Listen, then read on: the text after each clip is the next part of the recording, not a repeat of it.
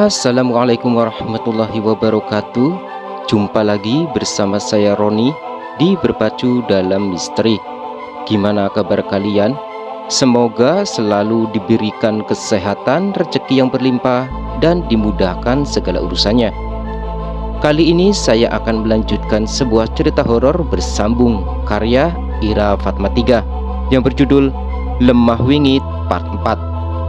Untuk teman-teman Berpacu Dalam Misteri yang belum menonton part sebelumnya, tonton terlebih dahulu agar kalian bisa memahami alur dari cerita ini. Sebelum masuk ke cerita, jangan lupa bantu channel ini ya dengan cara subscribe dan like, dan aktifkan lonceng notifikasinya agar kalian bisa mendapatkan cerita terbaru dari channel ini. Baiklah, nggak usah lama-lama lagi. Seperti apa kelanjutan ceritanya? Yuk, siapkan kopi, duduk senyaman mungkin, pejamkan mata, dengarkan dan simak baik-baik kisahnya.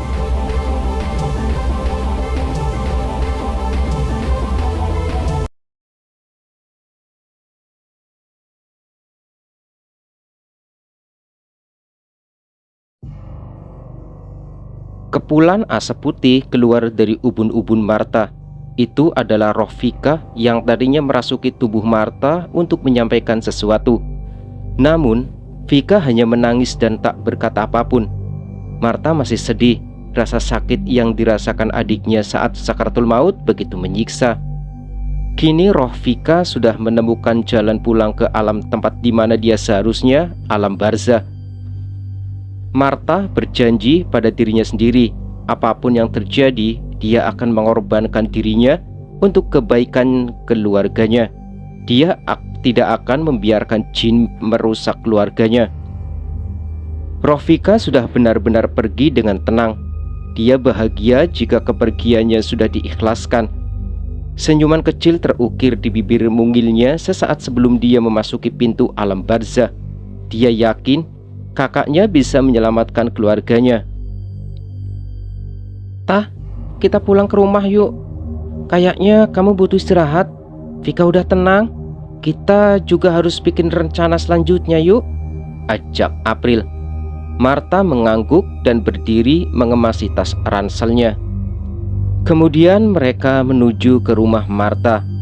Hari sudah pukul 5 sore saat Martha sampai rumahnya. Dia segera menemui ibunya di kamar. "Kamu tunggu di kamar aku ya. Aku mau ketemu ibu dulu," ucap Martha. "Bu, Martha masuk ya," ucapnya. "Tah, kamu udah pulang kuliah? Kok sore banget?" tanya Bu Aisyah. "Maaf ya Bu, tadi Martha ke Masjid Agung pengen nenangin diri. Ibu gak apa-apa kan? Vina kapan boleh pulang ke rumah? Kasihan dia Bu, belum tahu kalau Vika meninggal," ucap Martha sedih. "Besok kita jemput ya. Kita ajak ke makam Vika. Semoga dengan itu Vina bisa lebih ikhlas," ucap Bu Aisyah. "Iya Bu, Martha ke kamar ya Bu. Tadi April ikut ke sini," ucap Martha. "Ya udah, ajak makan dulu sana. Pasti kalian belum makan siang kan? Ada gulai kesukaan teman kamu itu. Nanti kalau ada pengajian gak usah repot bantu di dapur ta. Ibu udah pesen catering." "Iya Bu, Martha ke dapur dulu," ucap Martha meninggalkan kamar ibunya. Keesokan harinya, "Woi April, bangun dong. Aku mau ke rumah sakit jemput Vina. Kamu ikut nggak?" tanya Martha membangunkan April yang kesiangan. "Udah rapi aja Nita. Aku ikut dong. Tapi nggak usah mandi ya. Dingin banget nih," ucap April. Martha melempar handuk di muka April. "Mandi buruan. Jangan bikin dokter ganteng di rumah sakit ilfil gara-gara ada cewek cantik tapi bau. Ih," ledek Martha. Martha gitu sih. "Ya udah deh, tungguin ya. Jangan ngintip," ucap April sambil menjulurkan lidahnya. Setelah mereka selesai bersiap, mereka segera menuju gerbang dan memesan driver online. Kebetulan Pak Paidi sedang tidak di rumah sejak kemarin siang. Sesampainya di rumah sakit, April, Marta, dan Bu Aisyah berjalan melewati lorong ruangan kamar di mana Vina dirawat. Dari kejauhan, ada suara memanggil Bu Aisyah. "Bu, Vina di sini." Bu Aisyah menoleh melihat Vina berada di kursi roda bersama perawat. "Kamu dari mana? Kenapa tidak istirahat di kamar?" tanya Bu Aisyah. Kemudian perawat meminta Bu Aisyah menemui dokter bedah di ruang yang berada di samping tempat ia berdiri. "Permisi dok, saya orang tua pasien Vina. Ada yang mau dokter bicarakan?" tanya Bu Aisyah. "Silakan duduk Bu. Jadi berdasarkan keluhan pasien semalam, dia ingin beranjak dari tempat tidurnya menuju kamar mandi. Namun dia terjatuh dari ranjangnya. Pasien merasa kakinya kaku dan susah digerakkan. Padahal saya periksa baru saja, semuanya normal. Tulangnya tidak ada yang patah, bahkan sangat baik," jelas dokter bedah tersebut. "Lalu, apakah ada penjelasan lain dok?" tanya Bu Aisyah. "Jika semuanya normal, keadaan pasien bisa saja disebabkan trauma. Jadi butuh pendampingan selalu untuk memulihkan kondisinya pasca kecelakaan. Ibu bisa menemaninya berjalan-jalan dengan kursi roda, memberikan dukungan terhadap hidupnya. Itu akan mempercepat pemulihan traumanya. Jangan dipaksakan berjalan kaki ya Bu." "Terima kasih dok." Lalu dokter memberikan surat izin untuk rawat jalan dan kontrol rutin. Lalu Bu Aisyah kembali ke ruang rawat Vina untuk mengajaknya kembali ke rumah. "Kita pulang kan Bu?" "Yes, Vina kangen banget sama Vika," ucap Vina bahagia. "Vin," Marta ingin mengucapkan sesuatu, namun Bu Aisyah memotong pembicaraan mereka. "Vin, di rumah tidak ada Vika. Sementara Vika harus berobat jauh dari kota ini karena perjalanan medis tidak memadai. Kondisi Vika masih dipantau dokter. Seminggu sekali ibu akan menengoknya. Tapi bapak akan jagain Vika kok. Kita harus cepat sembuh. Vina harus cepat sembuh. Nanti biar bisa ketemu sama Vika ya," ucap Bu Aisyah. Marta meneteskan air matanya.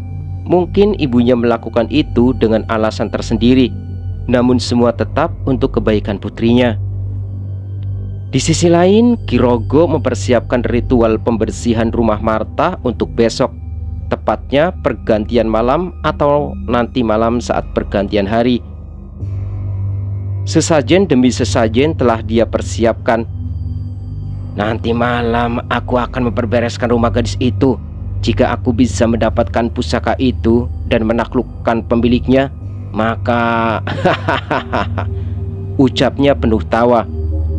Kemudian Kirogo bersemedi sampai menjelang pergantian hari untuk menuntaskan upacara pembersihan rumah.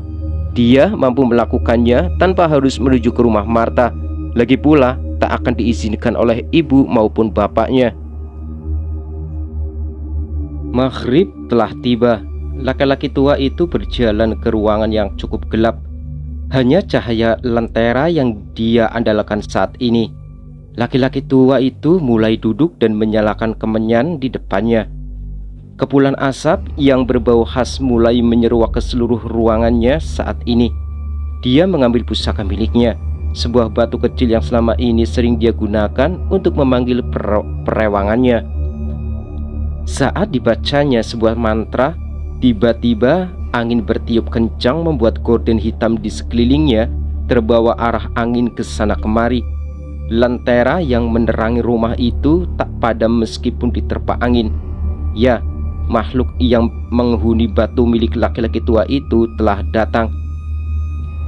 Laki-laki tua itu merapatkan kedua tangannya dan menunduk di depan makhluk tinggi besar yang tertawa mengerikan. "Kau sudah datang. Kau harus mengerjakan sesuatu," perintah laki-laki tua. "Aku tahu maksudmu. Aku akan membereskannya. Tunggu saja hasilnya dan berikan kabar gembira pada gadis itu," hahaha, ucap makhluk itu. "Jangan mengecewakanku," perintahnya. "Pegang kata-kataku. Aku akan membereskan wanita jalang itu." ucap makhluk itu dan pergi seperti angin kencang dan menghilang menyisakan kesunyian. Di sisi lain, "Bu, Marta boleh nggak pergi ke rumah April?" tanya Marta pada Bu Aisyah. Sebenarnya Marta tak tega meninggalkan ibunya di rumah yang masih dalam keadaan bersedih. Namun pikiran Marta kacau, dia ingin menenangkan diri di tempat lain. "Mbak, Marta mau kemana? Ini sudah jam 6:30 malam. Masa Mbak mau kuliah baru berangkat jam segini?" tanya Vina. "Enggak kok Vin, Mbak Marta mau nginep di rumah Mbak April. Kamu di rumah sama ibu dan Mas Ali ya. Mbak ada banyak tugas. Mbak pusing ngerjain sendiri di rumah. Gak apa-apa kan Mbak tinggal semalam?" tanya Marta sambil memegang pipi adiknya yang sedang duduk di kursi roda. "Besok cepat pulang ya Mbak. Gak ada Vika, rasanya sepi. Mbak Marta jangan sering keluar, Vina kesepian," ucapnya menunduk. "Mbak akan pulang pagi banget deh besok. Ya udah, Mbak berangkat dulu ya. Yuk April, kamu yang bonceng ya." April mengerti dengan kondisi Marta saat ini yang masih buruk. Mereka pun segera melajukan motornya ke kampus untuk mengambil motor April yang ditinggalkan di parkiran. Malam ini memang terasa lebih sunyi. Jalanan yang biasa ramai kini tak banyak kendaraan berlalu lalang di tengah kota. Padahal masih jam 7 malam. Sinar rembulan yang terhalang awan hitam terlihat, sehingga menimbulkan aura mengerikan jika dilihat. Mereka berdua sudah tiba di kampus setelah setengah jam perjalanan. Kalian di sini ngapain?" tanya seorang teman kampus mereka yang biasanya selalu bertiga. Namun dia terjebak tak bisa menjawab kuis kemarin, sehingga dia harus mengikuti mata kuliah tambahan hari ini. "Itu Bel, kemarin kita ninggalin motor April di sini.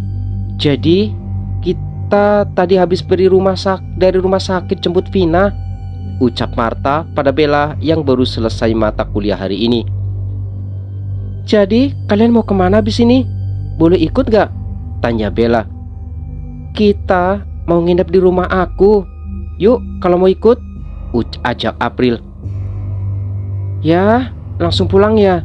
Cari bakso dulu yuk, baru ke rumah kamu. Aku deh yang traktir," ucap Bella sambil memegangi perut, sepertinya dia sangat lapar. Mereka pun setuju dengan tawaran Bella. Kapan lagi akan ditraktir bakso si Bella saat mereka pun sebenarnya juga belum makan. Sedangkan di rumah Marta, suasana hari ini mendadak sangat sunyi dan sepi. Angin yang biasanya berhembus kini seakan enggan. Tak ada kendaraan berlalu lalang di depan kediaman Pak Paidi.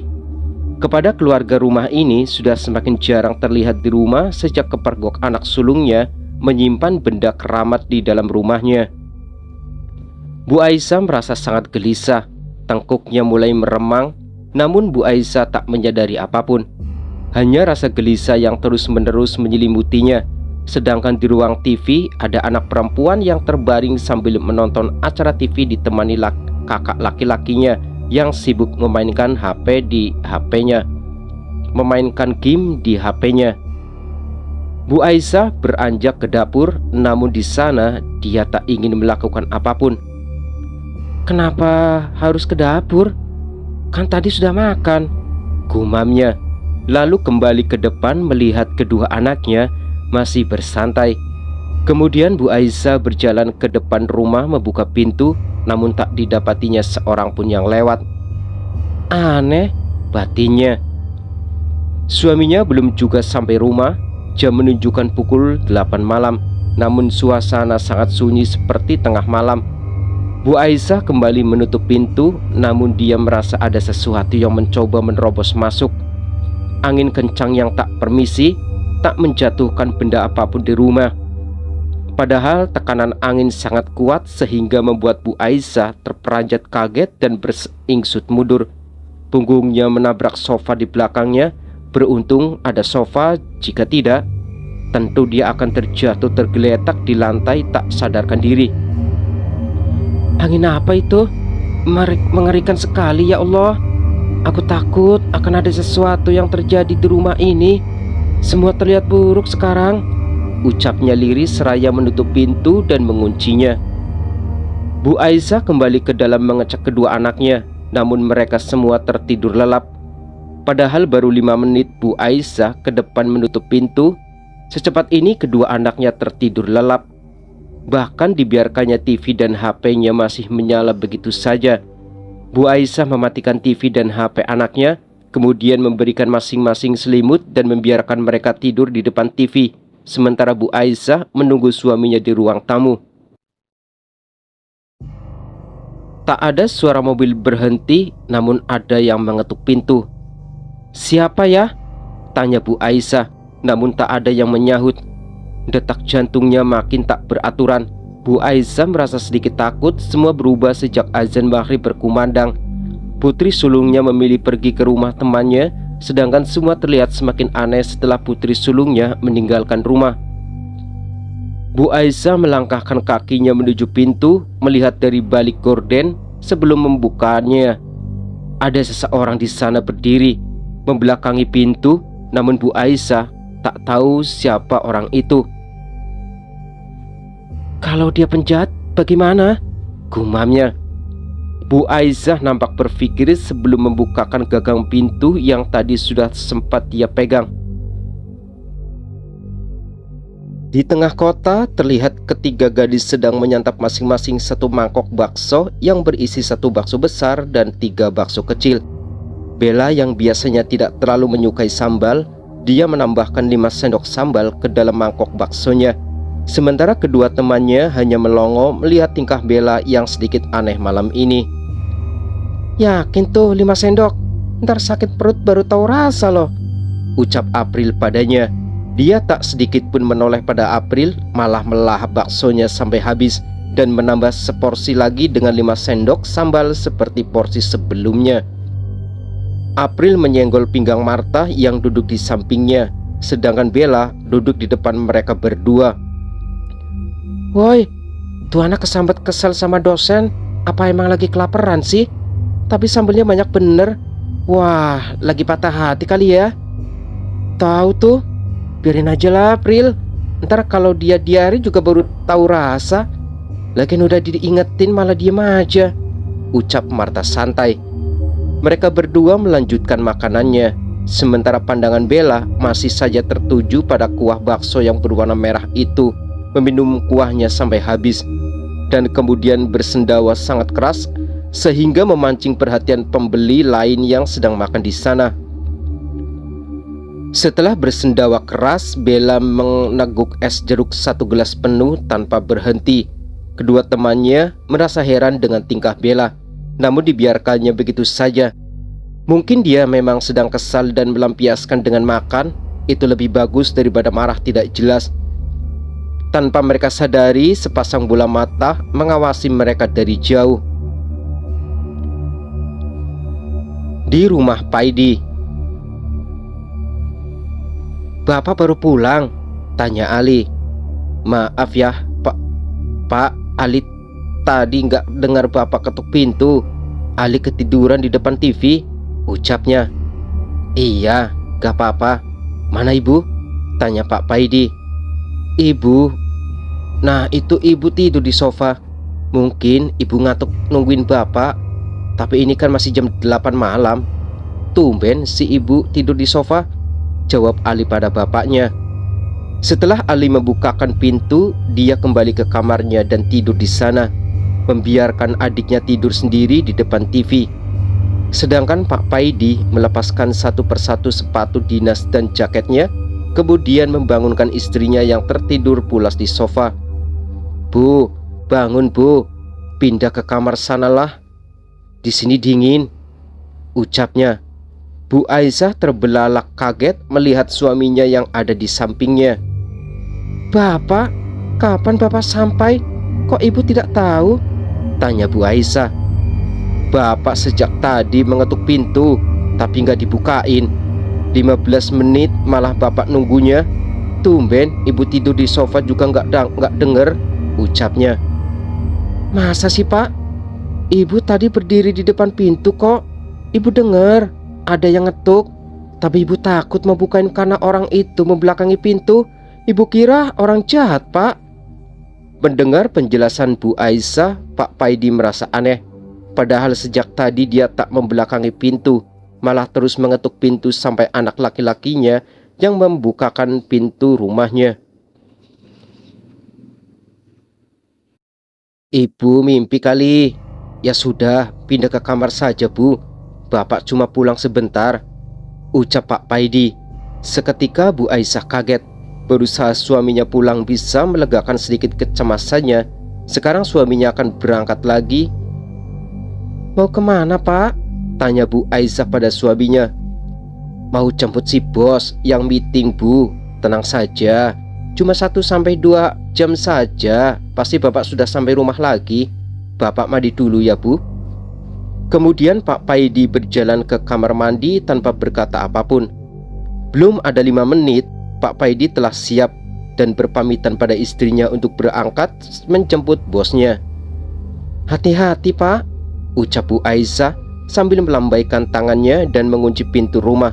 Hatinya masih saja gelisah. Sedangkan di sisi lain, akhirnya udah sampai rumahku juga.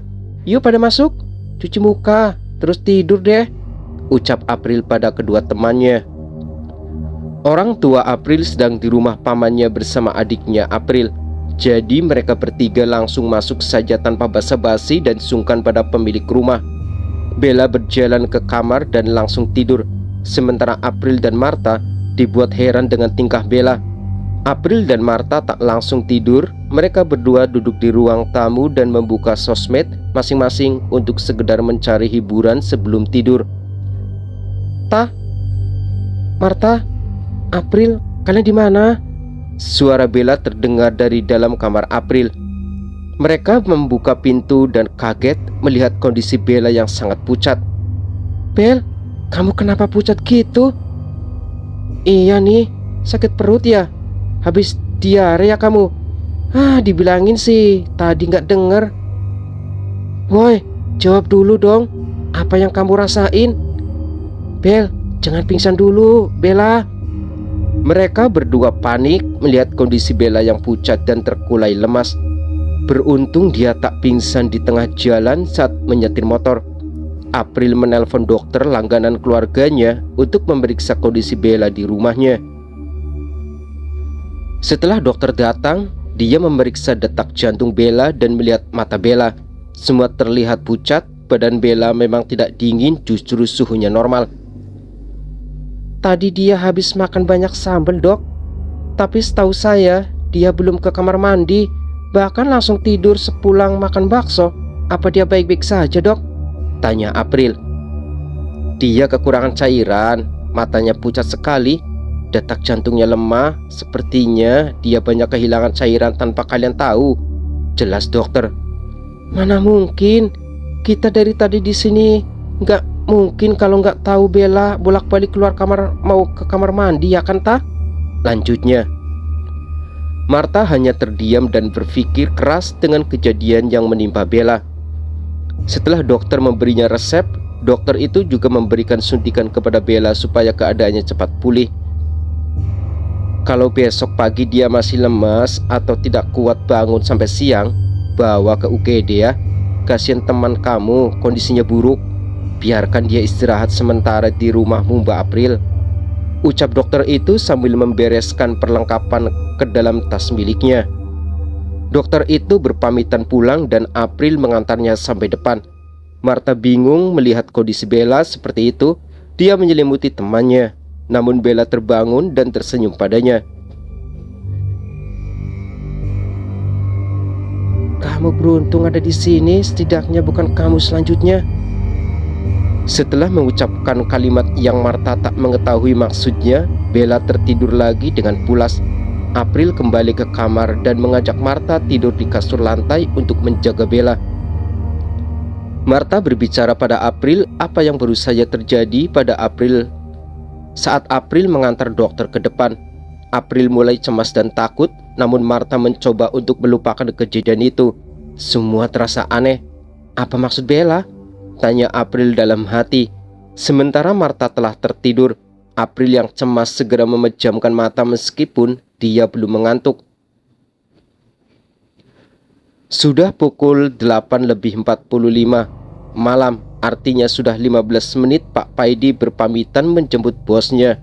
Tandanya masih sekitar 1-2 jam lagi akan sampai rumah seperti pesannya tadi sebelum berangkat. Bu Aisyah nampak gelisah dan tak bisa memejamkan mata. Dia ingin terjaga sampai suaminya pulang ke rumah. Di dalam kamar, Bu Aisyah hanya menatap langit-langit kamar mengingat kebersamaannya dengan kedua anak kembarnya saat mereka masih bayi. Sedikit banyak mampu mengobati rasa rindunya pada anaknya yang telah pergi menghadap sang kuasa. Angin berhembus kencang, namun hembusannya tak menggerakkan benda di dalam rumah. Angin yang terasa sangat aneh, bau wewangian mulai menyeruak ke seluruh penjuru rumah. Bu Aisyah mengambil selimutnya dan duduk di atas ranjang sambil beristighfar sebanyak mungkin. Dia tak tahu jika saat ini ada 2 jin yang sedang bertarung di dalam kamar yang selalu dikunci oleh suaminya. Suara riuh terdengar di sana, namun itu semua menciutkan nyali Bu Aisyah. Dia hanya terus beristighfar sampai pintunya terdengar diketuk oleh seseorang. Masih jam 9 malam. Bu Aisyah takut jika dia bermimpi yang sama. Namun dia mencoba berjalan meskipun suara aneh dari dalam kamar tetap dia dengar. Suara tawanya menggema-gema tiba-tiba saja senyap bagai hilang ditelan bumi saat Bu Aisyah keluar dari kamarnya dan melangkah ke depan pintu. Kemudian dia membukakan pintu dan terbelalak melihat seseorang yang berdiri di sana. Suasana masih sangat sunyi, seakan alam tahu ada yang sedang tidak beres di rumah Pak Paidi. Alam juga ikut terdiam. Bu Aisyah masih heran dengan seseorang yang berdiri di depan pintu rumahnya. "Ibu kenapa? Kok mukanya kaget gitu?" tanyanya. Bapak nggak jadi jemput bos yang meeting? Kok sudah pulang?" tanya Bu Aisyah heran. Pak Paidi lebih heran dengan pertanyaan aneh istrinya. "Ibu ini ngomong apa toh ya? Bapak nggak jemput bos meeting kok. Bapak baru pulang dari pabrik, tadi ada kendala di ruang operator. Makanya Bapak di sana dan baru pulang jam segini," ucap Pak Paidi. Bu Aisyah semakin shock dan berusaha bertanya lagi dengan bibir yang terlihat kering. "Bukannya Bapak tadi sudah pulang, bahkan pamit pergi lagi?" "Ibu mimpi ya?" Sudah, Bapak mau makan dulu." "Ibu masak apa?" ucap Pak Paidi sambil berjalan ke arah dapur. Bu Aisyah melihat suaminya aneh, atau dia sendiri yang mengalami hal aneh di rumah ini. Seperti yang dia lihat saat ini, suaminya dengan lahap makan masakannya dan Bu Aisyah mulai lega. Ini benar-benar suaminya. Jika Pak Paidi memang benar baru pulang, lalu tadi siapa?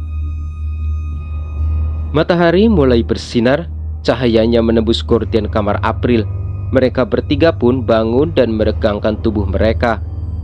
"Loh, kalian berdua ngapain tidur di bawah?" "Ah, April, si tuan rumah malah tidur di situ. Gak ngajak-ngajak lagi," ucap Bella sambil pindah dari posisinya tidur di ranjang turun ke kasur lantai, di mana kedua temannya masih terbaring malas. "Kamu tadi malam sakit, makanya kita tidur di bawah." "Iya, kalau makan sambel jangan banyak gitu dong, Bel. Cabai mahal. Nah kan jadi kamu sakit, semangkok sambel dihabisin sendiri sih." "Masa sih?" tanya Bella. "Amnesia ya Nona?" tanya Marta kemudian. "Hah?" jawabnya kaget. "Jangan amnesia dong. Semalam kamu makan 2 mangkok bakso. Katanya kamu yang traktir. Malah habis makan nyelonong pergi. Dasar Bella," gerutu April sewot. Bella yang tadinya berbaring kini beranjak duduk bersila memandang kedua temannya dengan heran. "Kalian ngomong apa sih? Gak mungkin lah aku makan 2 mangkok, apalagi pakai sambal semangkok. Ngada-ngada aja deh," ucap Bella. Marta dan April saling berpandangan satu sama lain. Mereka tak ingin melanjutkan perdebatan pagi dan menganggap itu semua hanya mimpi mereka yang kebetulan sama. Bella mengernyit dahi melihat sandiwara kedua temannya yang terlihat mengada-ngada. Kemudian mereka keluar rumah untuk menghirup udara segar. Saat Martha sedang di teras, dia melihat ada pesan masuk dari nomor tak dikenal, lalu membuka pesan itu.